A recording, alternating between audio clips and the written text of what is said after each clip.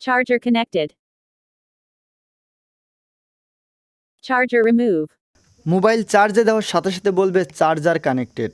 যদি চার্জ থেকে রিমুভ করে ফেলি তাহলে বলবে চার্জ রিমুভ, মানে তারা বলে দিবে। ঠিক আছে, এটা কিভাবে করবেন চলুন শিখিয়ে দিচ্ছি। তো এটার জন্য প্রথমে প্লে স্টোরে চলে আসবেন। প্লে স্টোরে এসে সার্চ করবেন ব্যাটারি সাউন্ড অ্যালার্ট। এই যে যেটা, এটা আপনারা ইনস্টল করে নেবেন। এরপরে ওপেন করবেন। নিচে দেখুন হাতের চিহ্ন দিয়ে দিয়েছে, ওখানে আমরা টাচ করব। টাচ করার সাথে এখানে কিন্তু অনেক মোবাইলে আপনার এটা অন করে দেওয়ার কথা বলতে পারে, আমরা সেটা অন করে দেবো। এই মোবাইলে অন করা লাগবে না, শুধুমাত্র ব্যাক করব।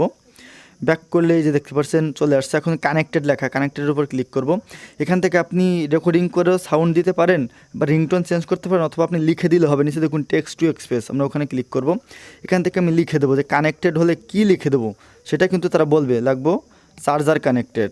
এখানে লিখে দিছি চার্জার কানেক্টেড। ওকে, এটা আমাদের কমপ্লিট। এবার ব্যাক করব।